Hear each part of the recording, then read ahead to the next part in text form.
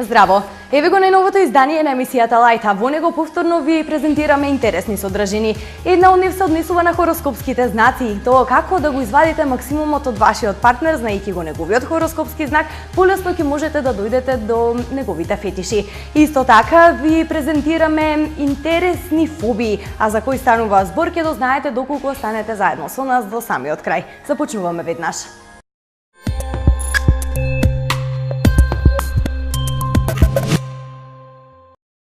Започнуваме со една интересна содржина, која што се однесува на хороскопските знаци.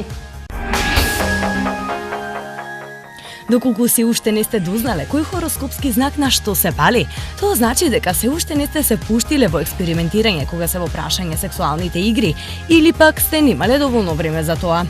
Во што и да се крие причината, мора да пронајдете начин за да го извадите максимумот од партнерот, а денес ние ќе ви помогнеме со помош на астрологијата.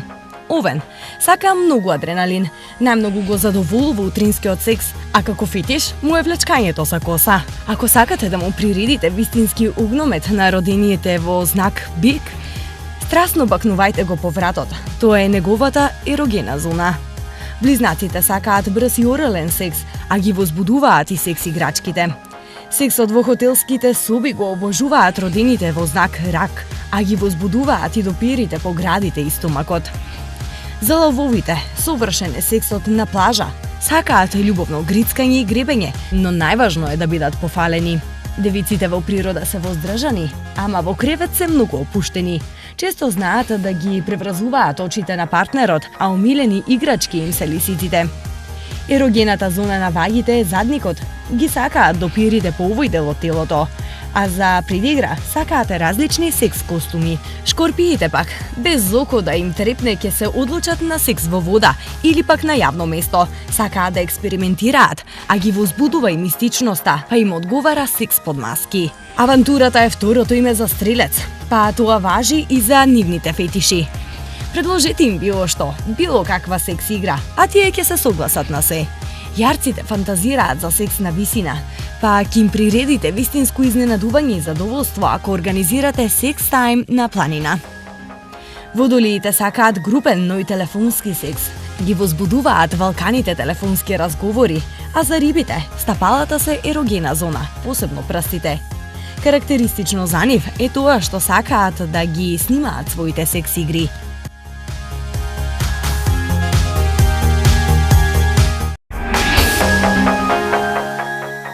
Продолжуваме понатаму со втората содржина за денес од рубриката Занимливости. Еве што ви подготвивме.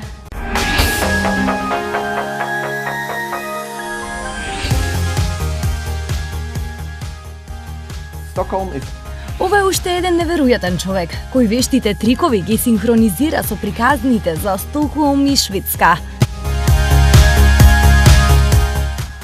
Неговата публицирана видеоприказна стана вистински хит, а говори за историјата на Шведска, за низа случувања и приказни од општеството, давајќи визуелно олицетворение на истите со помош на шпил-карти.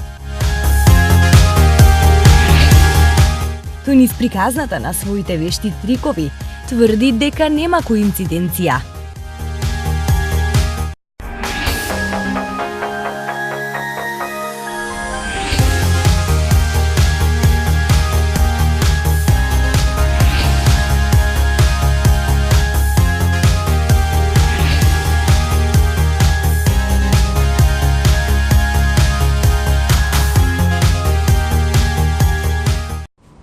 That's not a coincidence.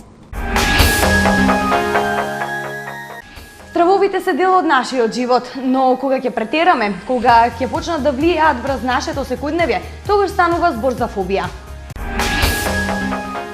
Постојат најразлични типови на фобија, но пред да ви ги презентираме оние кои што ви ги селектиравме, да се распрашаме малку меѓу граѓаните за кои тие слушнале и дали сте запознати на пример со поимот цивилофобија.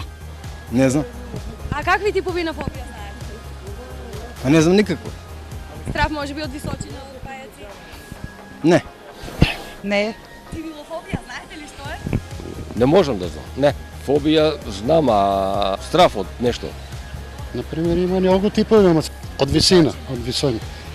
Страх од нехта е некои животинки или други работи.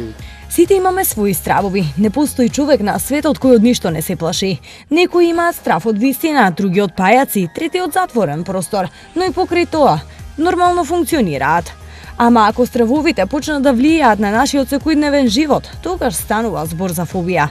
Фобиите се расстройства кои вклучуваат постојан нереален или интензивен немир и страф од одредени ситуации, околности, предмети или жив објект.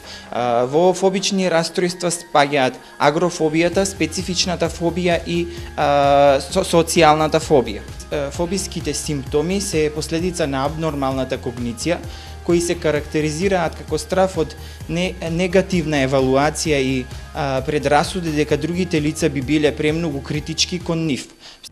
Стравот од затворен простор, кострофобија или страф од висина, акрофобија се меѓу најпознатите, но дали сте слушнале за термините како на пример цивилофобија, пеладофобија или експелофобија?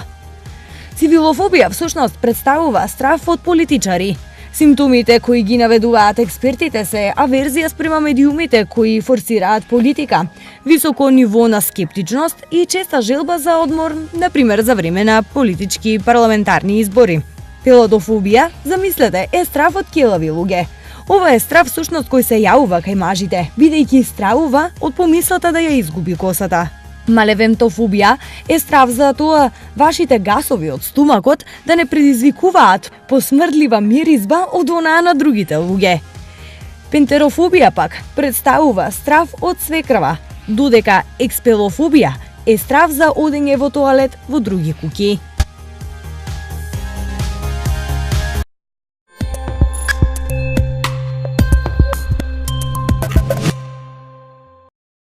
Еве го нашиот предлог филм за денес.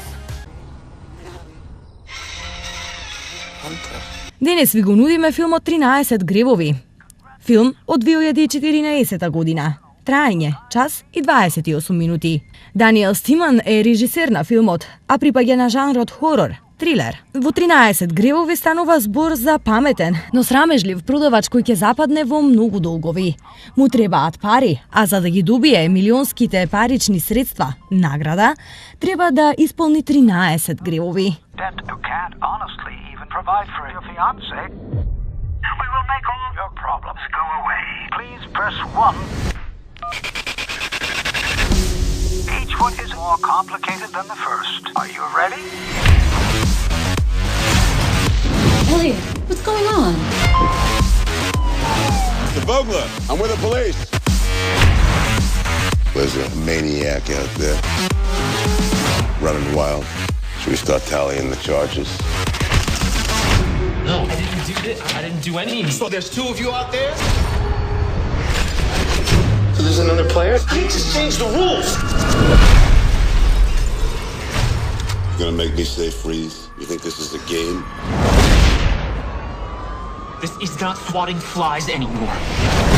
Some contestants think they can walk away. There's only one way.